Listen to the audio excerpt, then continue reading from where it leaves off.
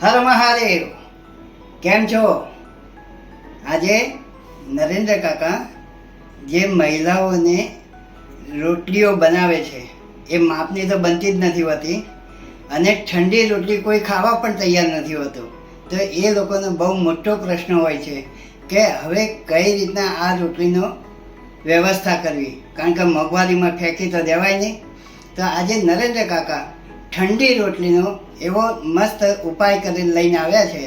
તો તમે બનાવજો અને જે રોટલી નહોતા ખાતા ને એ બધા માગીને ખાશે તમારે, બરાબર ને? અને બગાડ પણ નહીં થાય. આટલી કારમી મોંઘવારીમાં બગાડ થાય એ પોસાય નહીં. તો ચલો આજે જોઈ લઈએ ઠંડી રોટલીનો શું બનાવીએ. જુઓ, નરેન્દ્રભાઈના રસોડામાં પણ આટલી ઠંડી રોટલીઓ પડી છે. હવે આટલી કારમી મોંઘવારીમાં ફેંકી તો દેવાય જ નહીં. તો હવે આનો આપણે ઈલાજ કરવો પડે અને બધા ખાય એ રીતે બનાવવાનું છે.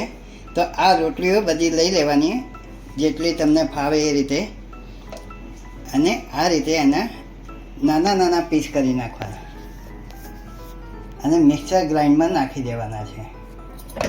હવે શું બનશે એ આપણે જોઈએ છીએ કે હવે કઈ રીતના શું વસ્તુ બનાવવી. પહેલાં આપણે આનું તો કામ પતાવી દઈએ. આ રીતે બધી રોટલીઓના ટુકડા કરી નાખવાના, આટલા નાના, બરાબર?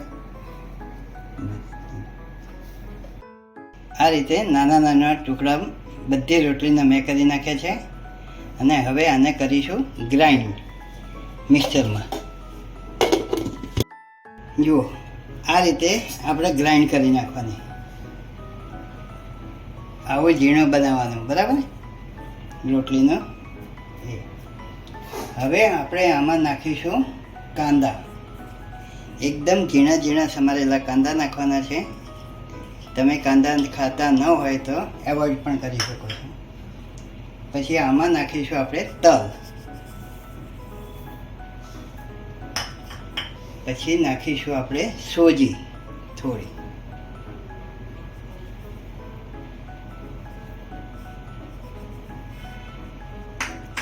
અને હવે નાખીશું આપણે ચોખાનો લોટ. એનાથી મસ્ત બનશે આઈટમ. પછી નાખીશું આપણે આ પીસેલા મરચાં. સ્વાદ અનુસાર મરચાં નાખવાના છે.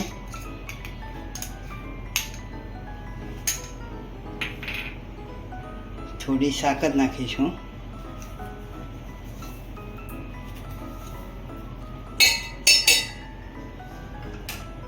અને ચણાનો લોટ નાખવો પડશે.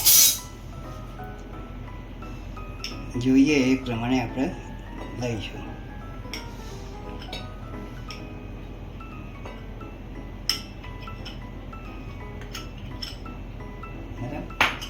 અને હવે નાખીશું આપણે બાફેલું બટાકું.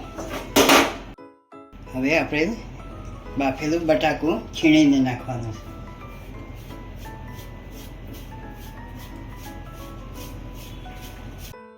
મસાલા કરીશું.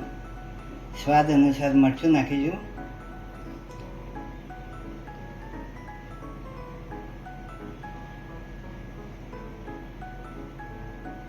થોડી હળદર નાખીશું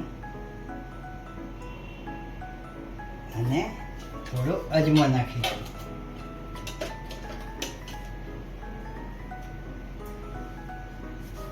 આ રીતે મિક્સ કરીને નાખી દેવાનું. અને હવે આને એક વખત આપણે મિશ્રણને બરાબર હલાવી કાઢીએ, જેથી મસાલો બરાબર થઈ જાય.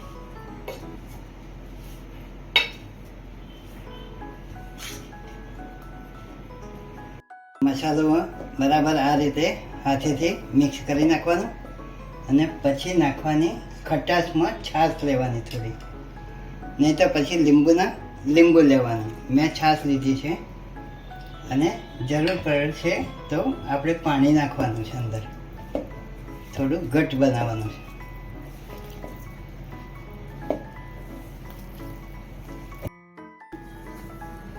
જો હજુ પાણી જોશે આમાં થોડું પાણી નાખીશું.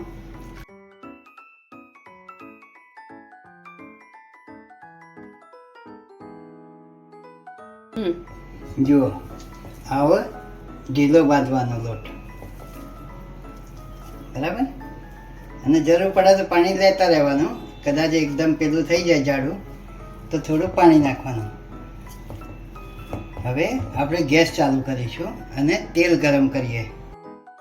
હવે આની અંદર મીઠું નાખવાનું રહી ગયું હતું તો હું એડ કરું છું અને ફરીથી મિક્સ કરીશ એને.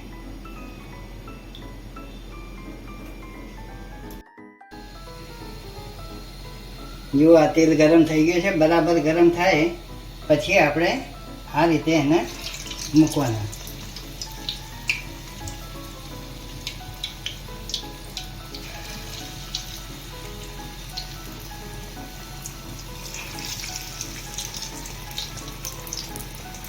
એમાં જે સાઈઝના બનાવવા આવે એ સાઈઝના તમે બનાવી શકો છો.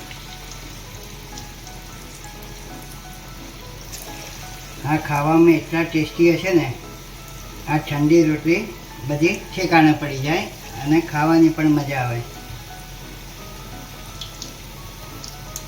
અને એક આ યુનિક નવો નાસ્તો છે.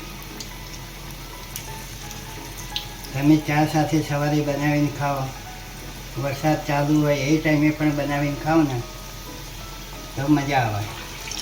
પણ એના માટે ઠંડી રોટલી હોવી જરૂરી છે.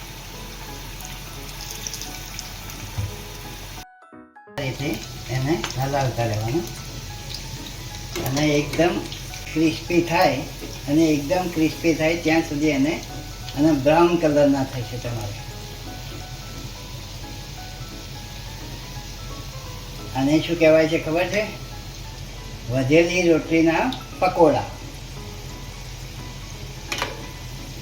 તો તમે પણ અચૂક બનાવજો અને વધેલી રોટલીઓ હવે ફેંકતા નહીં. અને લેડીઝોનો મોટો પ્રશ્ન સોલ્વ થઈ ગયો કે ભાઈ આ વધેલી રોટલીઓ કોણ ખાશે?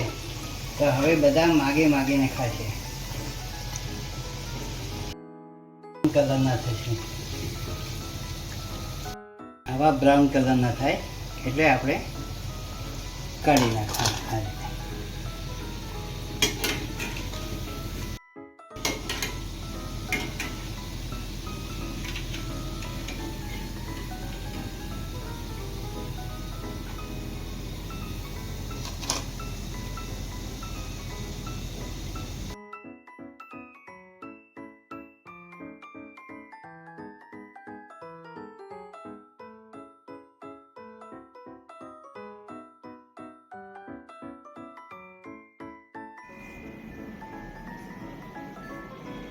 જો આ બેસ્ટમાંથી બેસ્ટ ઠંડી રોટલી જે હોય છે એના મેં પકોડા બનાવ્યા. કારણ કે ઠંડી રોટલી કોઈ ખાવા તૈયાર નથી હોતું, અને આ તમે બનાવીને ખવડાવશો તો નાના છોકરાઓથી માંડીને વડીલો પણ બધા માગીને ખાય છે. આ તમે લીલી ચટણી સાથે, સોસ સાથે, કાંદા સાથે પણ ખાશો તો એટલી મજા આવશે કે જે ઠંડી રોટલી પડી રહે છે ને, બીજી વખત તમે વધારે બનાવશો અને એમાંથી પાછા પકોડા બનાવશો એવી ડિમાન્ડ છે. તો તમે પણ અચૂક બનાવજો અને નરેન્દ્રભાઈના રસોડાને તમારે લાઈક, શેર અને સબસ્ક્રાઈબ તો કરવું જ પડશે ભાઈ. હવે આટલી હું મહેનત કરું તો તમે થોડું તો મહેનત કરો, લાઈક કરો, સબસ્ક્રાઈબ કરો અને શેર કરો અને કોમેન્ટ પણ લખજો કે ભાઈ તમને મારી રેસીપીઓ ગમે છે કે નથી ગમતી. નહીં તો પછી આપણો ધંધો બંધ કરીએ ન ગમતી હોય તો, બરાબર? ના, ગમતી જ હોય. કોમેન્ટો સારી આવે છે તમારા બધાની અને ફૂલ સપોર્ટ પણ છે. પણ જે નવા વ્યુઅર્સ ભાઈઓ જુએ છે એ લોકોને મારે ખાસ નમ્ર આપેલ છે અને નમ્ર વિનંતી છે કે તમે પણ લાઈક, શેર અને સબસ્ક્રાઈબ કરજો. હર મહાદેવ.